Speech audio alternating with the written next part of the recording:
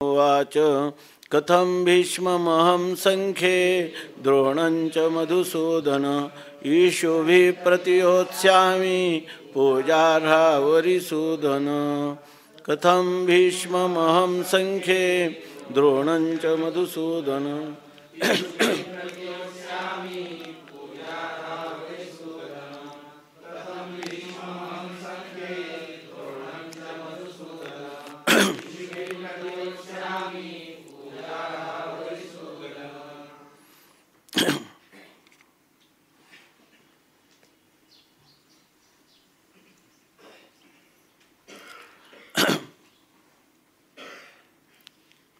धर्मक्षेत्र असणारं जे कुरुक्षेत्र, त्या कुरुक्षेत्रावर कौरव सैन्य आणि पांडव सैन्य हे युद्धासाठी एकमेकाच्या समोर युद्धाला सज्ज होऊन ठाकलेला आहे। आणि अशा वेळी अर्जुनाने जो दोन्ही सैन्यांच्या मध्यभागी रथ नेऊन उभा केला आणि त्या असा केला की ज्यामुळं भीष्माचार्य, द्रोणाचार्य किंवा आपले असणारे सर्व बांधव आणि या व्यतिरिक्त असणारे इतर आप्तेष्ट दिसले। त्या वातावरणामध्ये अर्जुनाच्या अंतःकरणामध्ये मोह निर्माण झाला आणि या ठिकाणी यांचा वध करणं किंवा युद्धामध्ये परस्परांचा घात करणं ही गोष्ट आपल्या हितावह नाही, व्यक्तिगत हिताची नाही आणि त्याप्रमाणे आपल्या संपूर्ण कुळाच्याही हिताची नाही किंवा संपूर्ण देशाच्याही हिताची नाही असा भाव जो अंतःकरणात झाला। त्यामुळं त्याच्या अंतःकरणामध्ये शोक उत्पन्न झाला आणि त्याच्या नेत्रातून अश्रुपात आले आणि अशा वेळेला तो अत्यंत खिन्न झाला आणि रथाच्या मागच्या भागात जाऊन बसला आणि न योत्स्य इति गोविंद, मी युद्ध करणार नाही अशा प्रकारचं वातावरण जेव्हा झालं त्यावेळेला त्या अश्रूंनी डबडबलेले आहेत नेत्र ज्याचे, असा जो अर्जुन आणि जो विषिदंतम अत्यंत खेद करणारा दुःखाला प्राप्त झालेल्या त्या अर्जुनाला भगवान बोलतात।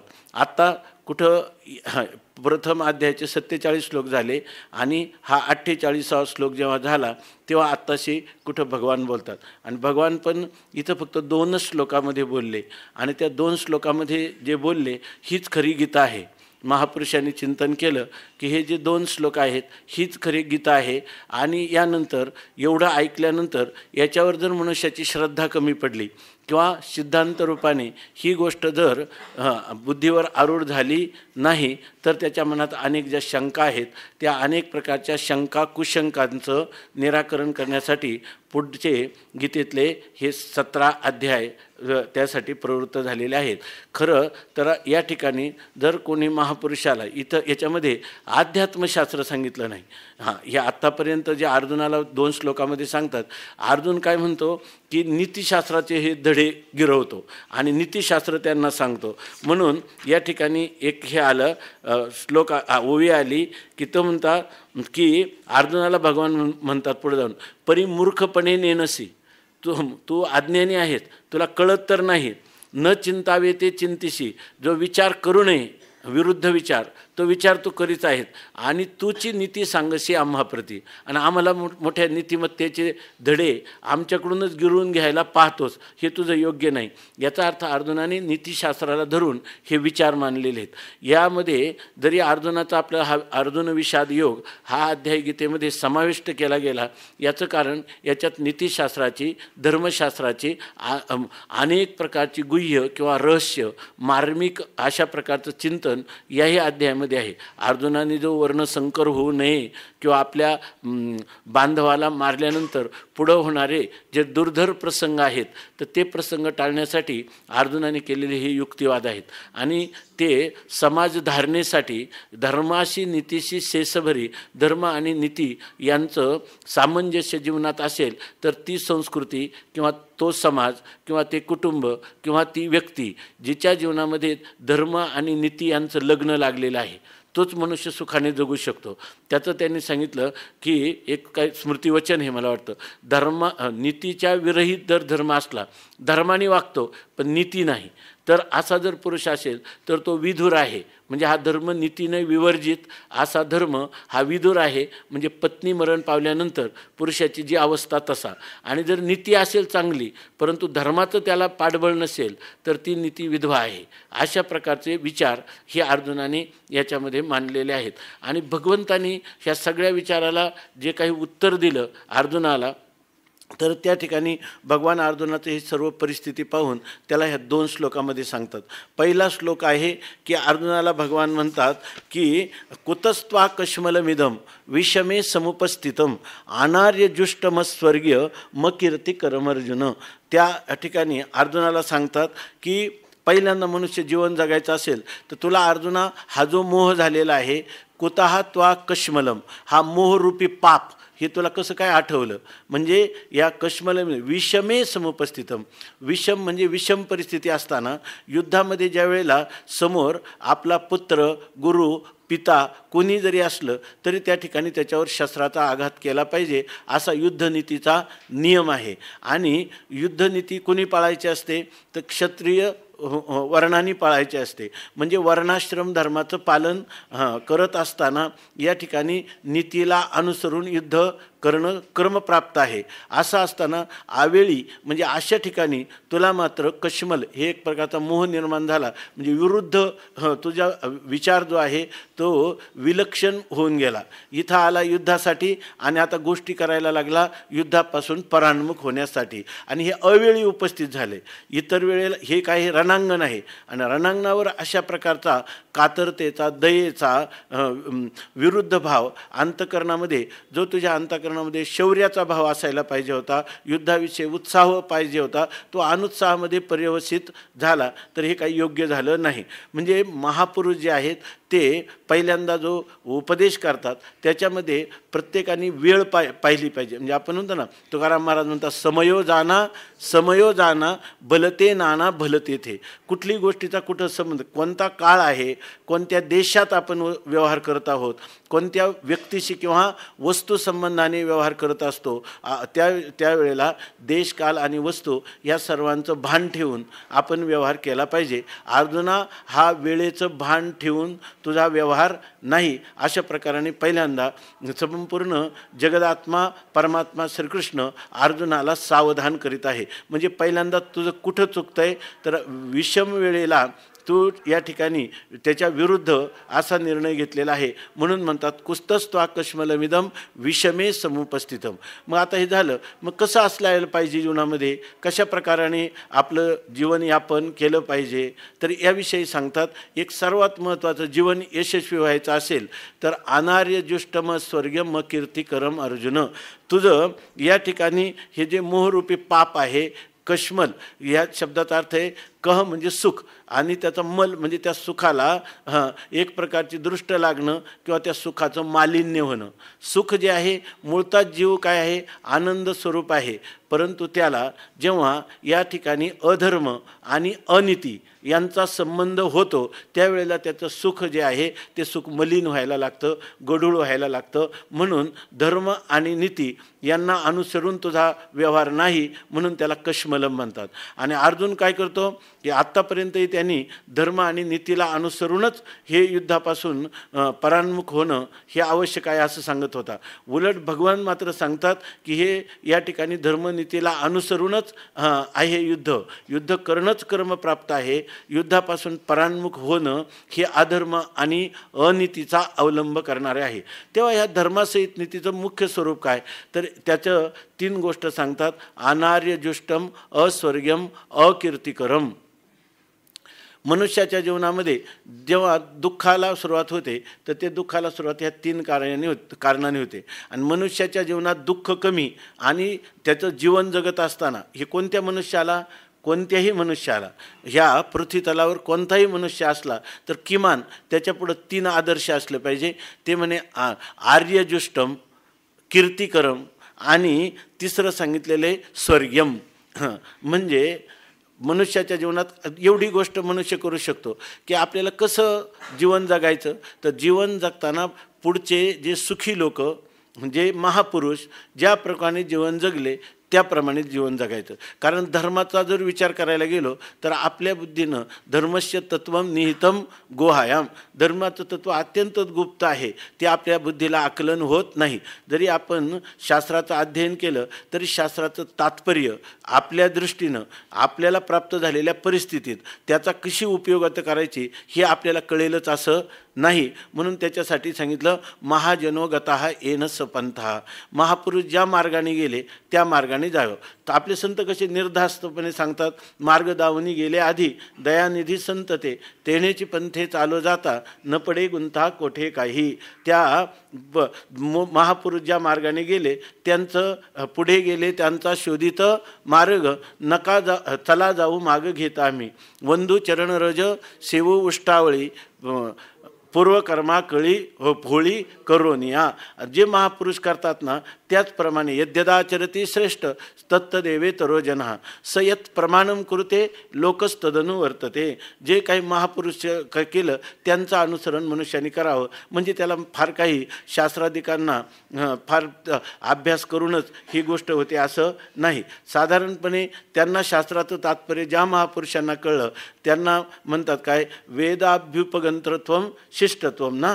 वेदाचं ज्यांनी यथार्थ ज्ञान करून त्याचं अनुष्ठान केलेलं आहे असे जे शिष्ट लोक आहेत तर त्या शिष्टांच्या परंपरेप्रमाणे आपण त्यांचं अनुवर्तन करायला पाहिजे, त्यांचा आदेश मानायला पाहिजे. म्हणजे आपल्यासा आणि जीवनामध्ये दुःख कधी वाढतं, जे आर्य म्हणजे जे शिष्ट लोकांनी ज्याचं ग्रहण केलेले वेद प्रमाणे वाचून जे आचरण केलेलं आहे तर तेच आचरण आपल्याला करायला पाहिजे. त्यांनी आर्यजुष्टम म्हणजे त्यांनी ज्याचं सेवन केलं, त्यांनी ज्याचं आचरण केलं ते जर आपण केलं तर सुख वाढेल. अनार्यजुष्टम जे आर्यांनी सेवन केलं नाही किंवा जे त्याच्या विरुद्ध असणारे ज्यांचं जीवन आहे, म्हणजे जे धर्मशास्त्राला मानत नाही, नीतिशास्त्राला मानत नाही, महापुरुषांच्या वचनाचा आदर करत नाहीत, असे जर तुम्ही कृत्य करायला लागले तर तुम्हाला दुःख पोचेल. म्हणून हे जे 2 श्लोकात गीता आहे याचं पहिलं तत्व सांगितलं अनार्यजुष्टम. अर्जुना, जे आर्य लोक जे सभ्य लोक करत नाही ते तू करण्याला प्रवृत्त झालेला आहे. दुसरी गोष्ट अशी, बरेच लोक जे आहेत काल आपण चिंतन केलं की ते लोक आहे ना इह लोकातलं फक्त वैषयिक सुख आपल्याला भोगावं त्याच्यासाठी धर्ममर्यादांचं पालन करायला तयार नाहीत. म्हणून या ठिकाणी सांगितलं की तस्मात् शास्त्रम प्रमाणंते. शास्त्र आपल्याला कार्य काय अकार्य काय याविषयी आपल्याला शास्त्रवचनं प्रमाणित आहे. आणि शास्त्रवचन कोणतं, शास्त्र कशाचा विचार करतं तर शास्त्र हे पाहतं की आही येतो अभ्युदय निःश्रेयस सिद्धी सहा धर्म. हा मनुष्याचं इहलोकातले जीवन सुखी जगता आलं पाहिजे. आता जर काही लोक काय म्हणतात, इहलोकातलं जीवन जरी सुखी नसेल तरी आमचं मरणानंतर होईल. हे ज्ञानेश्वर महाराजांना मान्यच नाही. जयाचे ऐहिक धड नाही तयाचे पारत्रिपसशी काय, हे म्हणतात ज्याचं इहलोकात धड जीवन नाही त्याचं परलोकात जीवन काय जाणार आहे. एखादा मनुष्य जर समजा भारतात राहतो आणि पावली त्याचा लोक धिक्कार करतात, तो म्हणतो बघा मी अमेरिकेत गेल्यावर राष्ट्राध्यक्ष होणार आहे, मग तेव्हा तुम्हाला माझं महत्त्व कळेल. कोणी ऐकून घेईल का? इथं तुला पावलाला कोणी जवळ बसू देईना, वाऱ्याला बसू देईना, तिकडं कसा होईल? तसं कोणी म्हणेल की बा परलोकामधलं सुख मी मिळवीन, परंतु जयाचे ऐहिक धड नाही, इहलोकातलंच जीवन चांगलं नाही, त्याला मरणोत्तर जीवन चांगलं होईल हे काही कैमुत्तिक न्यायाने वेगळं सांगण्याची गरजच नाही. त्याचं चांगलं होणारच नाही. म्हणून मनुष्याचं जीवन कोणतं, संतांनी ह्या सगळ्या खुणा पाऊल खुणा आपल्याला सांगून ठेवल्या की तुका म्हणे गाजे वैकुंठी सोहळा याही भूमंडळा माझी कीर्ती. माणसाचं असं असलं पाहिजे की इथंसुद्धा या जीवनात जगत असताना व्हावा वाटे जना तुका म्हणे साठी गुणा. या जीवन जगत असतानाही सगळ्या लोकांना तो मनुष्य हवा असा वाटला पाहिजे. वाऱ्या हाती माप चाले सज्जनाचे कीर्तिमुख त्याचे नारायण, अशी त्याची कीर्तीचा सुगंध ह्या सगळीकडे दरवळला पाहिजे. आणि मरणानंतर सुद्धा वास वैकुंठी पाहती भक्त कैपा येथे येते. तर मरणानंतर सुद्धा सर्व लोक त्याचा असं तो जात असताना त्याचा सर्वजण आदर करतात. यमधर्म वास पाहे नित्य काळ आणि म्हणे धन्य वेळ भेटती ते, असा त्या पुरुषाचं जीवन असावं. हे नीतिशास्त्र आणि धर्मशास्त्र. तुम्ही म्हणायच्यात वेदांत कुठे? तो वेदांत तर नंतरची गोष्ट आहे. तुम्हाला जर जीवन जगण्याची कला इहलोकातली जमली नाही, परलोकात तुम्हाला प्राप्त सुखप्राप्तीची योग्यता आली नाही, तर ज्याच्यामध्ये हे सगळं जे वैभव कशासाठी, तर तुम्ही विषय सुखासाठी दीन होता किंवा विषय सुखाची अभिलाषा अंतकरणात असते, त्यामुळं धर्माचंही पालन करू शकत नाही आणि नीतिशास्त्राचे पालन करत नाही. तिथं तर त्या तत्त्वज्ञानाची स्थिती अशी आहे की ज्याच्यामध्ये तुम्ही धर्माचंही आचरण केलं आणि अशा प्रकारचं आचरण केलं की त्यामुळं धर्माचं फल जे आहे अभ्युदय तेही तुम्हाला प्राप्त झालं. नंतर परलोकाचं सुख तेही प्राप्त असलं तरीसुद्धा त्याच्यावर लाथ मारायची. काय ऐहिकीचे का पारत्रीचे भोग पायिक झाली या इच्छेचे परी भोगावे हे न रुचे मना माझी. अशा प्रकारचा हा सर्वात मोठा विचार आहे. आणि त्यासाठी लागणारं जे वैराग्य आहे ते वैराग्य वांतवत सगळे विषय वाटले पाहिजे. त्यांनी सांगितलं काय, वमिलिया अन्ना लाळन घोटी जेवी रसना का अंगन सुये आलिंगना प्रेताच्या. प्रेताला कोणाला आलिंगन करावं वाटत नाही, त्याप्रमाणे हे विषय भोग त्याच्या अंतकरणात जशी राख किती फुंकली तरी तिच्यापासून विस्तव निर्माण होत नाही, त्याप्रमाणे त्याच्या पुढं कितीही जरी भोग आले तरी त्या भोगामध्ये त्याचं मनाला कधीही रुची वाटत नाही. असा ही गोष्ट तर नंतर आहे. पण ही गोष्ट कधी होते, जर तुम्ही धर्मनीतीचा हा व्यवहार केला, अनार्य जुष्ट केलं नाही, नंतर अकीर्तिकरम आणि याचं सांग अस्वर्गम जे स्वर्गाला प्राप्त करून देतं असं जे असं जे आचरण आहे की इहलोकातलं आणि परलोकातलं ही सुख जेणेकरून मिळेल, अशा प्रकारची जी आचारसंहिता सांगितलेली आहे त्या आचारसंहितेचं आपल्याकडून पालन घडलं पाहिजे. आणि घडलं नाही तर ते कश्मल आहे, ते पाप आहे. आणि पाप हे नेहमी दुःखरूपी फलाला प्रसवतं आणि पुण्य जे आहे ते सुखरूपी फलाला प्रसवतं, जन्म देतं. म्हणून जेणेकरून पापकर्म होणार नाही आणि जेणेकरून अधिकात अधिक पुण्यकर्म होईल, अशाच प्रकारची आपली जीवनपद्धती असली पाहिजे. हे सगळ्या जगामध्ये दुःख निवृत्तीचं आणि सुखप्राप्तीचं सर्वांसाठी सार्वत्रिक हा उपाय आहे. आता जे लोक हे कोणाला आहे, जे मरणोत्तर जीवन मानतात त्याला. नाही तुम्ही म्हणा आज स्वर्ग कोणी पाहिला आहे, तर तुझ्यासाठी हे नाही. या ठिकाणी मग तू केवळ नीतिशास्त्र जे आहे त्याचा आश्रय कर, किंवा हे जे नास्तिक शास्त्र आहे वेदाला न मानणारे, यावत जीवन सुखम जीवेत ऋणम कृत्वा घृतम पिबेत भस्मीभूतस्य देहस्य पुनरागमनम कुता, तुझ्यासाठी गीता नाही. तू काय कर, जोपर्यंत जगायचं आहे तोपर्यंत आनंदाने जग, ऋण कर, कर्ज घे, तू पी या ठिकाणी. आणि याच्यानंतर मरणानंतर तुला कर्मविपाक मानित नसल्यामुळं जरी तुला वाटत असेल मला मेलं म्हणजे गेलं, पण तुला ह्या स्थूल शरीरातून जे सूक्ष्म शरीर निघेल ते कोणत्या तरी वाईट योनीला तुझ्या कर्मानुसार गेल्याशिवाय राहणार नाही. असं गीता जी आहे, क्रांतदर्शी जे द्रष्टे ऋषी आहेत आणि अपौरुषे वेद आहे त्यांनी मानलेला हा सिद्धांत आहे की जे मनुष्याच्या बुद्धीला अज्ञात आहे त्याचं ज्ञापन करून देणारं कोणी शास्त्र आहे. आणि त्या शास्त्राने हे सिद्धांत प्रस्थापित केलेले आहे. कर्मविपाकाचा सिद्धांत त्यांनीच सांगितलेला आहे, भक्तीचा सिद्धांत वेदानेच सांगितलेला आहे, तत्त्वज्ञानाचा सिद्धांत हा सुद्धा वेदानेच सांगितलेला आहे. तेव्हा त्यांनी पहिल्यांदा सांगितलं, आपलं चिंतन हे चालले, भगवान फक्त 2च श्लोकात बोलले आणि 2च श्लोकातली गीता आहे, त्या गीतेमध्ये जीवन जगण्याची पद्धती कशी नसावी हे सांगितलं पहिल्यांदा. याला म्हणतात व्यतिरेक. अशा पद्धतीनं सांगितलं काय आहे की माणसं आहे ना पुण्य करतात पण पुण्याबरोबर पाप करतात, म्हणून त्यांच्या अधोगती काय होत नाही, चुकत नाही. त्यासाठी शास्त्रांनी पहिल्यांदा असं शरणानंद स्वामींनी असं सांगितलं की माणसाच्या उद्धाराचा उपाय सांगताना त्याला त्या ठिकाणी पुण्य कर असं सांगण्यापेक्षा याच्यावर भर अधिक द्यावा. याला व्यतिरिक्त पद्धती, काही लोक याला निगेटिव्ह थिंकिंग म्हणतात, नकारात्मक सरणी. आजचे मनोवैज्ञानिक हे मानत नाही, पण खरं जर आहे तर आपल्याला अगोदर व्यतिरेक केल्याशिवाय अन्वय सांगण्यामध्ये फारसं तथ्य नाही. प्रत्यक्ष जीवनाच्या अनुभवाच्या दृष्टीनं पाहिलं तर त्या ठिकाणी ज्या गोष्टी करू नयेत त्या गोष्टी न करणं म्हणजे पाप कर्म करू नका. शरणानंद स्वामी म्हणतात पुण्य करा नाही, पाप करू नका. पाप न करणं हेच तुमचं पुण्य आहे. कारण या ठिकाणी जेवी मासी संगे अन्न सुखनिधी ते पक्वान्न. जर आपण पक्वान्न खाल्लं आणि माशी बरोबर असले ते ओकवल्याशिवाय राहत नाही.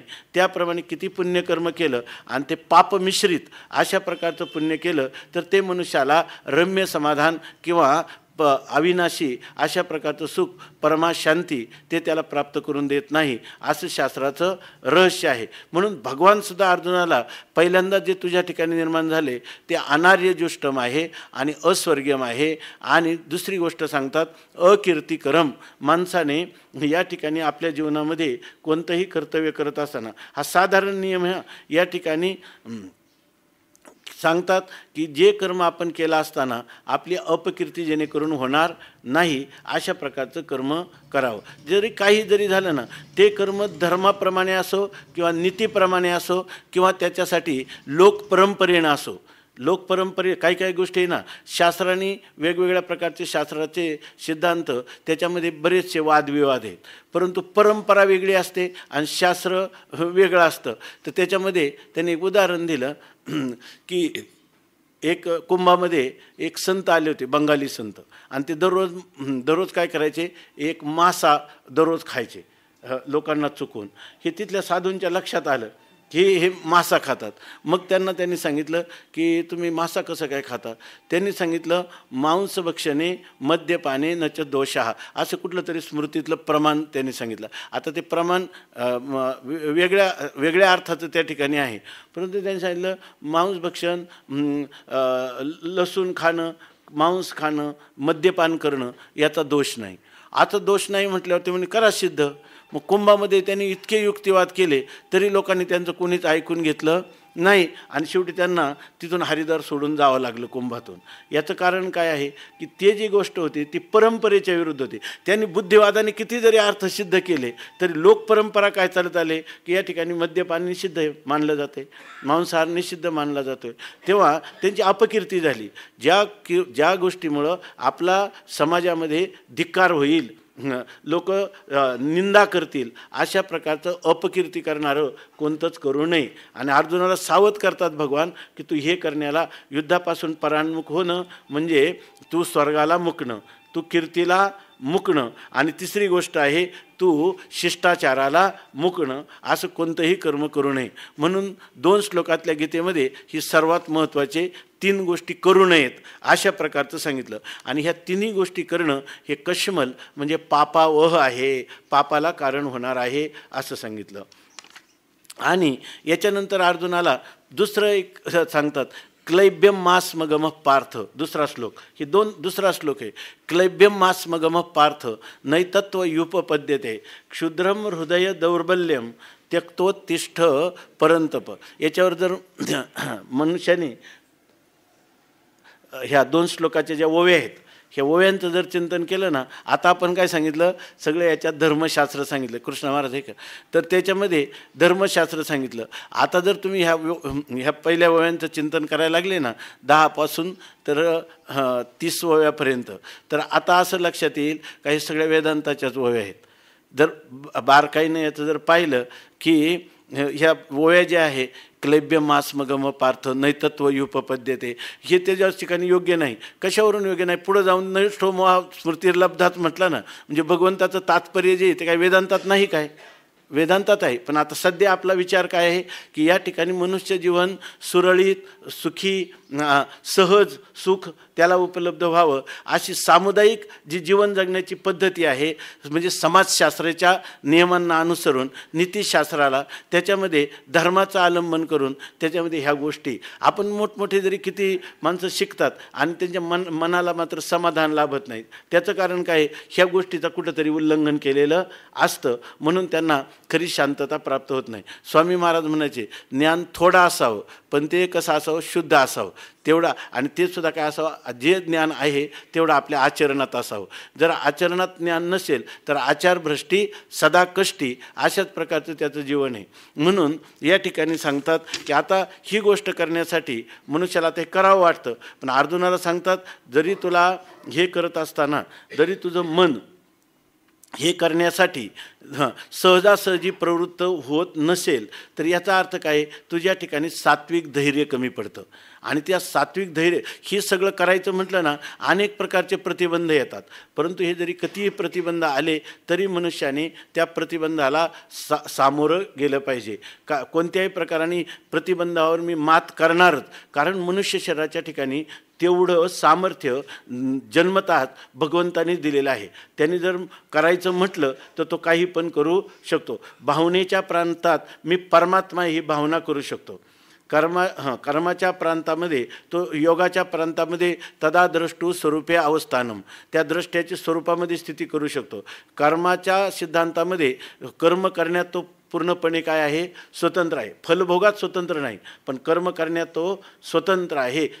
या ठिकाणी आणि तत्त्वज्ञानामध्ये तो संपूर्ण जगदाधिष्ठान असणारं ब्रह्म, ते ब्रह्म मीच आहे अशा प्रकारचा साक्षात्कार तो करू शकतो. एवढं मनुष्य शरीराच्या ठिकाणी आहे. आणि जर ह्या सगळ्या गोष्टी प्राप्त असताना तो जर आपल्या कर्तव्यापासून च्युत होईल, आपल्या सद्भावनेपासून किंवा सद्विचारापासून, तर काय होईल, लोह परिसाशी रुसले, ज्याचे काय तेथे कोणाचे कायबा गेले आणि ज्याचे त्यांनीचे अनहित केले, अशा प्रकारची स्थिती आहे. संस्कृतच्या प्रत्येक पदाचा अर्थ, अन्वय, शास्त्रार्थ किंवा त्याचा समन्वय हे सगळं जरी केलं आणि ते जर त्या श्लोकाचा अर्थरूपता किंवा त्याच्या अर्थाचं अनुष्ठान जर आपल्या जीवनात घडलं नाही तर हे काय आहे, तर षडंगादी वेदो मुखे शास्त्रविद्या कवित्वादि गद्यम सुपद्यम करोति हरे रंगरी पद्मे मनश्चैन्न लग्नम तत किम तत किम तत किम तत किम. ते हे रामकृष्ण परमहंस सांगतात की जर एखाद्या माणसाने भक्तिशास्त्राचं, भक्तिप्रेमाचं वर्णन केलं आणि भक्तिप्रेमाचे 10 ग्रंथ एकदम तुम्हाला शंका समाधानपूर्वक तुम्ही जरी वाचले तरी तुमच्या अंतकरणातून एक थेंबसुद्धा, एक बुंदसुद्धा भक्तिप्रेमाचा निर्माण झाला नाही अशी पण तुम्हाला अनुभूती येते. त्याचं कारण म्हणतात त्या ग्रंथच मुळी काय आहे, ते 10 ग्रंथ भक्तिप्रेमाने ओथंबलेले असं त्याचं वर्णन केलं एखाद्याने, आणि म्हणून ते 10 ग्रंथ पिळून काढले तर एक बुंद तरी पाण्याचा येईल का त्याच्यापासून? काहीच येणार नाही. म्हणून ह्या सगळ्या गोष्टी जोपर्यंत अनुष्ठानात येत नाही तोपर्यंत याची उपयोगिता सिद्ध होत नाही. म्हणून भगवंतांनी ही गोष्ट सांगितली. आणि त्याच्यानंतर सांगतात की अजून याच्यासाठी काय, क्लैब्यम मास्मगमहा, पहिल्यांदा मनुष्य जो आहे तो क्लिबतेच्या भावाला म्हणजे नपुसकतेच्या भावाला तू प्राप्त होऊ नकोस. अर्जुन हा पुरुषार्थी आहे, तेव्हा पुरुषार्थी माणसाने पुरुषार्थच केला पाहिजे. म्हणून त्या ठिकाणी त्याला धर्म, अर्थ, काम आणि मोक्ष हे चतुर्विध पुरुषार्थ आहे. आणि हे चतुर्विध पुरुषार्थ पुरुषाला प्राप्त करून घेण्याचा मानवी जीवनामध्ये हक्क म्हणजे त्याला अधिकार आहे. त्याने जर मनात आणलं तर तो धर्माचं फल मिळू शकतो, चित्तशुद्धी, अर्थ मिळू शकतो, धनपद मिळू शकतो, नंतर तो कामनापूर्तीचं काम पुरुषार्थ साध्य करू शकतो. आणि सर्वात हे 3 आडनावाचे पुरुषार्थ आहे. खरे तर गीतेचं हे हृदगत नाही, हे आडनावाचे पुरुषार्थ आहे. पण तरीसुद्धा समाजधारणेसाठी जर कोणाला हे पाहिजे असतील तर त्या ठिकाणी इहलोकातलं सुख, परलोकातलं सुख आणि आपल्याला इष्ट असं धनाचं अर्जन करणं, पण त्याला सगळे नियम जोडून या धन उत्तम व्यवहार आहे, किंवा या ठिकाणी त्याला जे नियम आहेत शास्त्राचे ते नियम पालन करून तो अर्थप्राप्ती करू शकतो. इतकंच नाही, धर्माविरुद्धो भूतेषु कामोस्मी भरतर्षभ, धर्माच्या अविरुद्ध असा काम इथं भगवान सांगतात ती माझी विभूती आहे. यद्यद विभूतिमत सत्वम श्रीमद ऊर्जितमेव वा तत्तदेवावगच्छत्वम मम तेजंश संभवम, हे सगळं काय आहे, माझ्या विभूती आहेत. म्हणजे त्यालासुद्धा कुठं विरोध नाही. गीता ह्या कामाचे देखील तुम्हाला प्राप्ती करून देऊ शकते असा संदेश देते. आणि सगळ्यात शेवटचा पुरुषार्थ जो आहे मोक्ष, हा पुरुषार्थ आहे. जे परते काही ते परते काही निपजणे जेथ नाही, मनोनी म्हणिपे पाही परमसिद्धीते. बरोबर आहे का? मनोनी म्हणिपे पाही परमसिद्धीते, की ज्या सिद्धीला प्राप्त झाला असताना मनुष्याला परत न तस्य काय नस्तस्य प्राणा उत्क्रामंती ये व समविलियंते, या ठिकाणी तो न परत कधीही जन्माला येत नाही. हा त्याचा शेवटचा जन्म असतो. याच देहामध्ये याच डोळ्यांनी तो ही जीवनमुक्ती भोगतो आणि त्याच्या प्रारब्ध कर्माचा क्षय झाला की तो विदेह कैवल्याला प्राप्त होतो. अशी सगळी योग्यता ह्या मनुष्य जन्मामध्ये प्राप्त होते. केले होते याची जन्मे अवघे विठोबाच्या, बरोबर ना, अवघे विठोबाच्या नामे तुका म्हणे वर्मे आणि जाणून या तरती. या ठिकाणी हे वर्म जर आपल्या लक्षात आलं तरी सगळेच्या सगळे पुरुषार्थ आपल्याला प्राप्त होऊ शकतात. अशा प्रकारची ह्या मनुष्य जन्मामध्ये योजना आहे. मनुष्य जन्म त्या बन्सीबाबा करोवांनी सांगितलं, मनुष्य जन्म हे एक मामांच्याही याच्यामध्ये की हे एक रेल्वे जंक्शन आहे. जसं भुसावळ ते दौंड तिथून पूर्व पश्चिम सगळीकडे गाड्या जाऊ शकतात, तसं या ठिकाणी या मनुष्य जन्मामध्ये आपण जर म्हटलं ही चतुर्विध पुरुषार्थ प्राप्त करायचा, मोक्ष पुरुषार्थ किंवा एक एक पुरुषार्थ हे सगळे प्राप्त होऊ शकतात. आणि आपण जर म्हटलं की या ठिकाणी आपल्याला नरकाला जायचं, सगळ्याच रीतीची या ठिकाणी सोय आहे. म्हणून या ठिकाणी परमपुरुषार्थ मोक्ष तोच साध्य करावा. आणि हे सगळं माणसाला वाटत नाही का हे करावं, वाटतं, पण याच्या आड जे येतं ना मनुष्य कच खातो ते त्याच्या ठिकाणी सात्विक धैर्य कमी पडतं. सात्विक धैर्याची लक्षणं, सात्विक दृष्टीची काल आपण पाहिली होती परवा, काय हां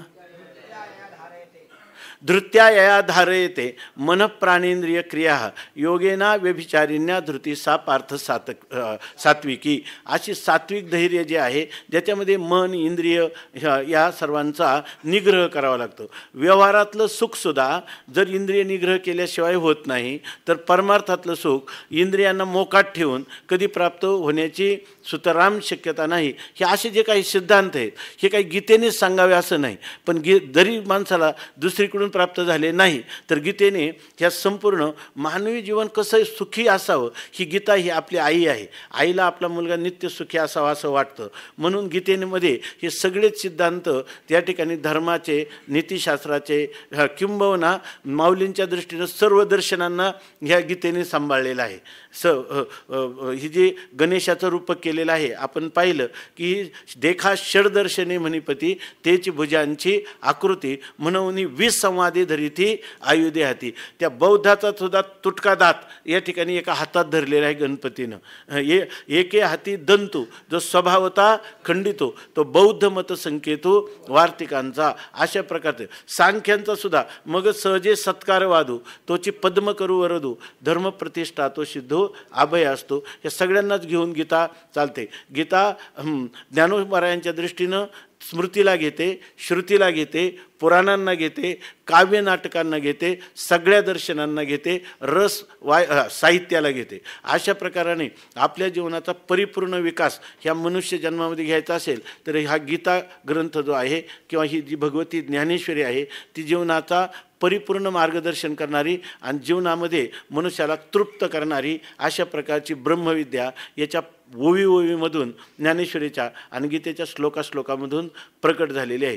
तेव्हा हे अजून हे 3 गोष्टी सांगितल्यानंतर चौथी गोष्ट सांगतात की तिथं सुद्धा काय म्हणतात, नकारात्मक सांगतात, क्लैब्यम मास मगम पार्थ. हे तुला या ठिकाणी तू क्लिबतेच्या भावाला, नपुसकतेच्या भावाला प्राप्त होऊ नकोस.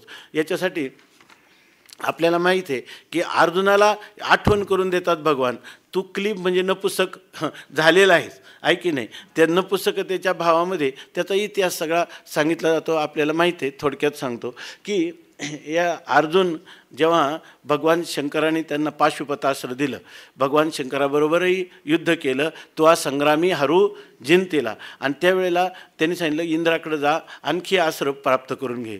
तेव्हा अर्जुन त्या ठिकाणी स्वर्गाला गेला. तर इंद्र लोकात गेल्यानंतर त्या ठिकाणी त्यांनी उर्वशीला पाहिलं आणि त्याच्या अंतःकरणामध्ये तो थोडा तिच्या सौंदर्याचं निरीक्षण करू लागला. इतक्यात उर्वशीची नजर अर्जुनावर गेली आणि ती त्याच्यावर लुब्ध झाली आणि ती त्या ठिकाणी त्याला एकांतामध्ये जाऊन तिनं तिला त्याच्याकडं पत्नीत्वाने तू माझं वरण कर, अंगीकार कर असं सांगितलं. तर अर्जुनाने सांगितलं हे शक्य नाही. तर आमच्याकडं काय आहे, हे गेले पराविया नारी रखुमाई समान, हे गेले नेमून ठाईचे. आमच्याकडं परदारेशु मातृवत आणि लोष्टवत प्रदवेशु आत्मवत सर्वभूतेषु हा आमचा स्मृतीचा नियम आहे.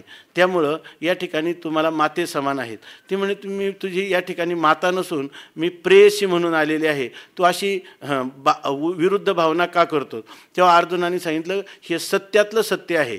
कारण का माझी कुंती मातेच्यापासून आम्ही जे हे पुत्र झालो तो मी इंद्राचा अंश आहे. तिनं केलेलं जे मंत्राचं अनुष्ठान त्या इंद्रदेवतेचं आणि त्या इंद्राच्या कृपेनं इंद्राचं विभूती म्हणून माझा जन्म आहे. आणि तो इंद्र हा तुझा पती आहे. त्यामुळं मी इंद्राचा काय मुलगा आहे, बरोबर ना? इंद्राचा मी मुलगा आहे, त्यामुळे तू इंद्राची पत्नी आहे, त्यामुळे तू माझी माता आहे. दुसरं सांगतो की तू माझी काय आहे, तू माझी मुलगी पण आहे. त्याचं कारण असं सांगतो की नरनारायणाचा आपल्याला माहीत आहे इतिहास भागवतामध्ये आलेला एकादश स्कंदामध्ये. त्या नरनारायणाचा इंद्राने तपश्चर्येचा भंग करण्यासाठी आला होता.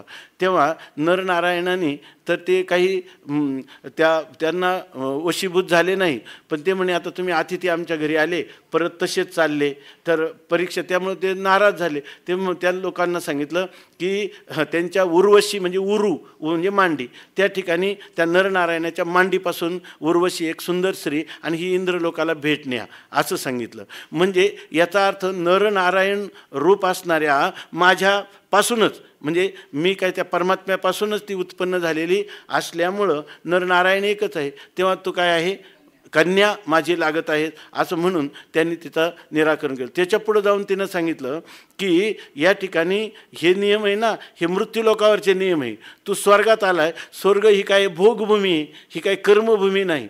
तर त्यांनी सांगितलं असं पण नाही, कारण मी या ठिकाणी जो आलेलो आहे तर मी मृत्यूलोकातला आहे आणि हा स्वर्गलोक आहे. इथं मी आलेलो अतिथी आहे. अतिथी म्हणजे एखादा माणूस एखाद्या घरात गेला म्हणजे तो त्याचा सदस्य होत नाही ना, तो परत जात असतो. तेव्हा मला हे जे नियम आहेत ह्या सगळ्या नियमांचं पालन मृत्यूलोकातलं मला केलं पाहिजे आणि त्यामुळे मातृवत परदारेशु अशा प्रकारचा हा अर्जुन आहे. तेव्हा तिनं रागाने त्याला तू क्लैब्य भावाला प्राप्त होशील, नपुसक होशील असं सांगितलं. परंतु त्यावेळेला जेव्हा त्याने सांगितलं तू नपुसक होशील तेव्हा इंद्राला दया आली आणि इंद्राने ते जे शापवचन होतं ते इंद्र म्हणे माझंच चुकलं की तुला या लोकात आणून मग या ठिकाणी अशा प्रसंगाला आणलं, तर तुझा हा ज्यावेळेला तो हा शाप आहे तो फक्त तुला 1 वर्षाचाच राहील. मग विराट नगरीमध्ये अर्जुन बृहन्नडेच्या वेशात जेव्हा होता तेव्हा त्याला त्याचा उपयोग झाला की कोणी त्याला ओळखू शकलं नाही. तो विराट राजाच्या मुलीला गायन किंवा काही वादन शिकवण्यासाठी, नृत्य शिकवण्यासाठी त्या ठिकाणी राहिला होता. असा क्लैब्यतेचा भाव आहे. पण तो भाव अर्जुना तुला आता इथं चालणार नाही. क्लैब्यम मास्मगम पार्थ. दुसरी गोष्ट आणखीन चौथी सांगतात, सगळं नकारात्मक सांगतात. आपली लोक जे म्हणतात ना निगेटिव्ह थिंकिंग पहिल्यांदा ज्या त्याज्य गोष्टी त्या त्याज्यच केल्या पाहिजे. त्याज्य गोष्टी त्याज्य केल्या का खाली राहतात त्या सगळ्या विहितच आहे. त्याचं फार मोठं तुम्हाला शास्त्रचिंतनही करावं लागत नाही. निषिद्धाचा त्याग केला खाली जे घडणार आहे ते विहितच घडणार आहे. म्हणून या ठिकाणी काय चाललं होतं, चौथं सांगतात न येतत् त्वयि उपपद्यते. तुझ्या ठिकाणी हे उपपन्न नाही. याचाच अर्थ जी गोष्ट आपल्याला योग्य नाही, अयोग्य आहे, अनुचित आहे, वर्णाश्रम धर्माला विरुद्ध आहे त्या गोष्टीचं आचरण करणं त्वयि न उपपद्यते. कारण तू कोण आहे, तू कुंतीपुत्र आहे, तू पंडुपुत्र आहे, हां आहे की नाही, तू पांडव आहेत. तेव्हा पांडवाच्या परंपरेला म्हणून आपण म्हणतात ना तुका म्हणे क्षेपक अभंग आहे, अस्सल जाती आणि जातीसाठी खाती माती असं म्हणतात ना. तर क्षेपक अभंग आहे, पण त्याच्यामध्ये ही महत्त्वाची गोष्ट आहे की आपली जी परंपरा आहे, जसं तुकाराम महाराज म्हणतात माझ्या वडिलांची मिराशिगा देवा तुझी चरणसेवा पांडुरंगा, उपवास पारणी राखीला दारवंटा देवा हे माझी मिरासी असं जसं म्हणतात त्याप्रमाणे न येतत् त्वयि उपपद्यते. तुझ्या ठिकाणी तू पांडवांचा वंशात जन्मलेला आहे, त्या कुरुवंशात जन्मलेला आहे, तेव्हा तुझ्या ठिकाणी हे योग्य नाही असं म्हणतात. न येतत् त्वयि उपपद्यते. मग आता तू काय कर, तर अजून पुन्हा सांगतात. मग अर्जुन हा इतका शूरवीर आहे. आताच आपण सांगितलं तो निवात कवचांचा ठाऊ फेडीला, पवाडा तो केला गंधर्वाशी, जेने संग्रामू हरी जिंतीला. कृतांत काळसुद्धा ज्याला घाबरेल, काळावर मात करणारा असा हा अर्जुन आहे.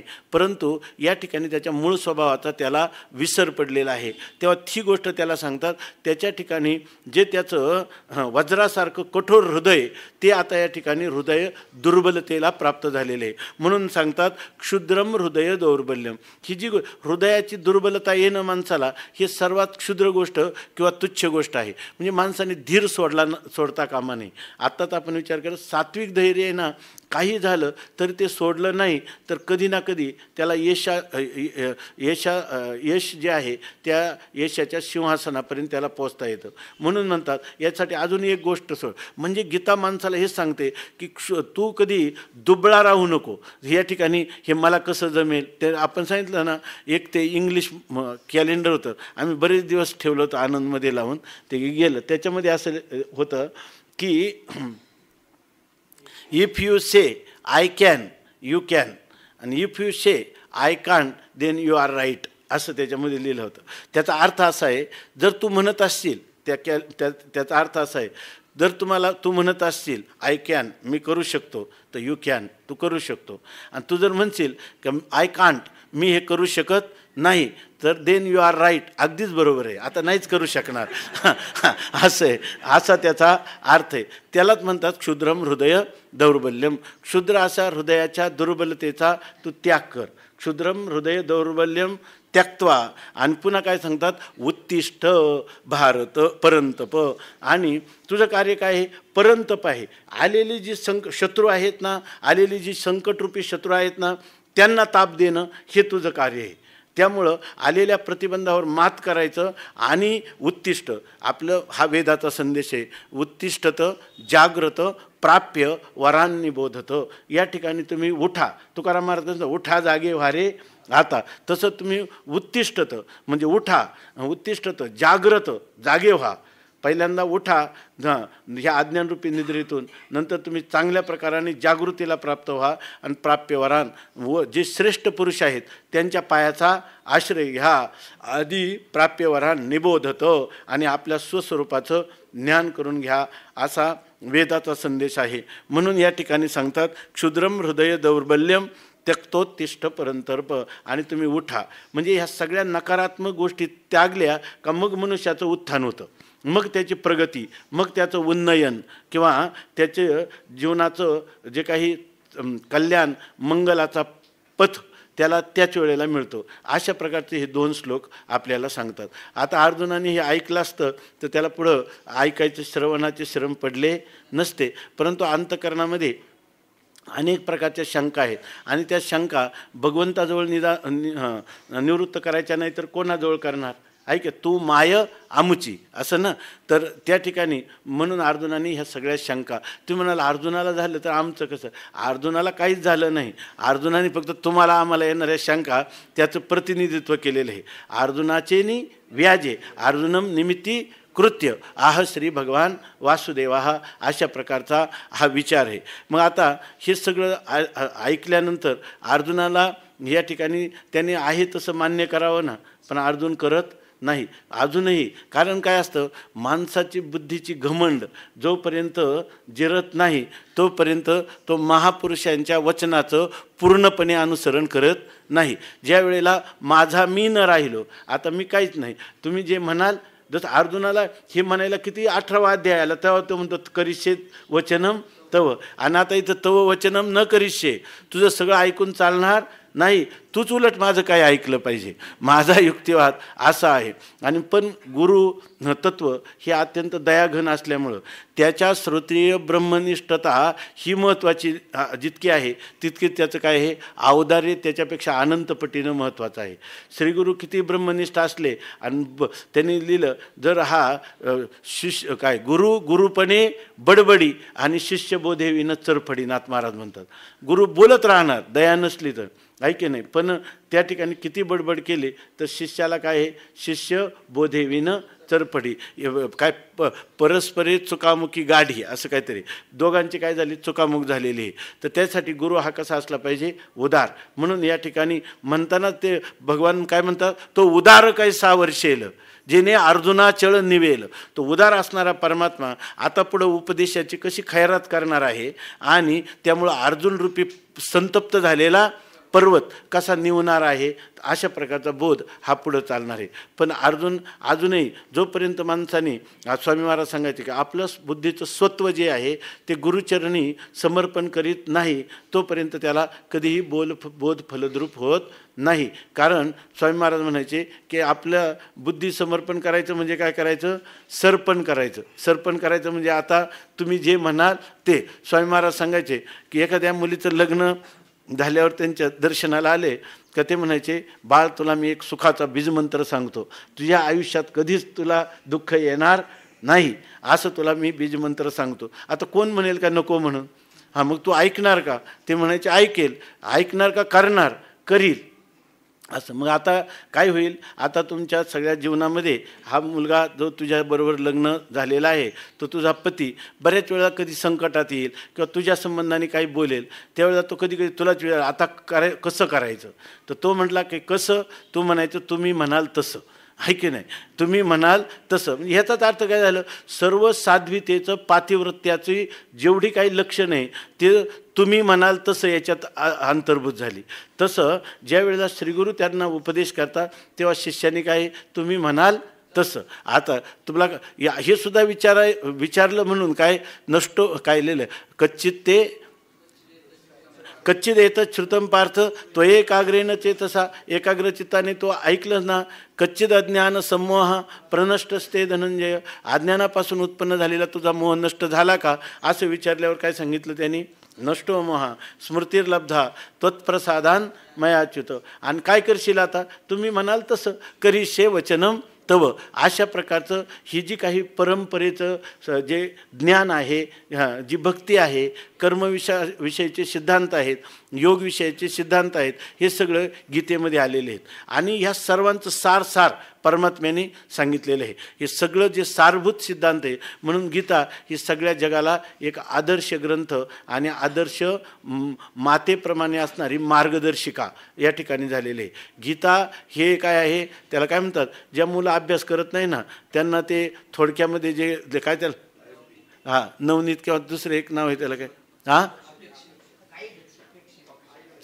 अपेक्षित, त्याचं काय आहे अपेक्षित. म्हणजे त्या केवळ जे संदर्भ ग्रंथांची पृष्ठसंख्या आहे 10,000 आहे की नाही, आणि अपेक्षिताची पृष्ठसंख्या आहे 100. आणि ज्यांनी अपेक्षिताचं अभ्यास केला तो उच्च श्रेणीत पास झाला, आणि 10,000 पानांचा ज्यांनी संदर्भ घेतला तो नापास झाला, आहे की नाही. तसं जीवनामध्ये कोणतेही ग्रंथ नसेल म्हणून जाणती असावा, आणि गीताची एकी सेवा काय करायला अगवा शास्त्री एरी, अशा प्रकारचे असणारे हे जे गीतेचं चिंतन आहे हे अर्जुनाच्या बुद्धीवर आरूढ करण्याचा परमात्म्याने प्रयत्न केला. 2च श्लोकात. मोठी माणसं जास्त बोलत नाही, पण सार सांगितल्याशिवाय राहत नाही. अशा प्रकारचं बोलल्यानंतर तरीसुद्धा अर्जुनाचं डोकं वर का आलं. बरं, त्याचं चुकीचं असं नाही. स्वामी महाराज सांगायचे वांती येते आपल्याला कधी कधी रस्त्यामध्ये, असं वाटतं की आता मळमळ होते, वांती होते, आणि मग काय करतो, शेजाऱ्याला वेदना होईल म्हणून आपण काय करतो, तिचा निरोध करतो. एक वेळ अशी येते का शेजाऱ्यावरच आपण काय करतो वांती करतो. तसं हे आपली जी शंका ही स्वामी महाराज म्हणायचे शंका ही मळमळ आहे, आणि ती मळमळ माणसाने अंतकरणात ठेवू नये, ते अधिकच त्रास देते. म्हणून योग्य पुरुषाजवळ आपल्या शंका जे आहे, आपलं जे आत्मनिवेदन आहे ते आपण केलं पाहिजे. या न्यायाने भगवान परमात्म्याजवळ अर्जुन लढिवाळपणाने म्हणा किंवा त्याचं शिष्य होऊन म्हणा किंवा आपल्या नातेवाईक म्हणा, पण मुळात अर्जुन कोणत्याही रीतीने गेला तर अर्जुन आहे. रुजुत्वात अर्जुन सरळ मनाचा आहे. त्यामुळं तो आपलं जे म्हणणं आहे ते भगवंताला आपली कैफियत सांगतो. देवा, तुला वाटत असेल युद्ध करावं, ही रणभूमी आहे, तुम्हाला बोलला, हे माझ्या लक्षात आहे, पण तूच सांग ना, कथम भीष्ममहम संख्ये द्रोणंच मधुसूदन येशुभिः प्रतियोत्स्यामी पूजा राहावरी सुदन. या ठिकाणी भीष्म आणि पितामहासारखे असताना इतक्या पुजारहू जे पूजा करण्याला योग्य पुरुष आहेत आणि त्यांच्या समोर या ठिकाणी मी कसं त्यांच्याबरोबर युद्ध करू तूच सांग. आक्षेपार्थाने विचारतो. त्याला वाटतं का भगवान असंच उत्तर देतील. हा, हे मात्र बरोबर आहे. पण भगवान त्याचं बारसं जेवलेलं आहे. भगवान त्याचं ज्या काही शंका आहेत तर ह्या शंका त्यांनी केलेले युक्तिवाद ह्या अनुचित कसे आहेत, धर्मशास्त्राच्या, नीतिशास्त्राच्या, अध्यात्माच्या सगळ्याच रीतीने हे विरोधी आहेत. ते आता त्याच्याशी पुढं नंतर भगवान बोलतील. पण अगोदर आता 2 श्लोक बोलल्यानंतर पुन्हा अर्जुन वाच. अर्जुन बोलत आहे. कथम भीष्ममहं संख्ये द्रोणंच मधुसूदन ईशुवे प्रतियोत्स्यामि पूजार्हावरिसूदन.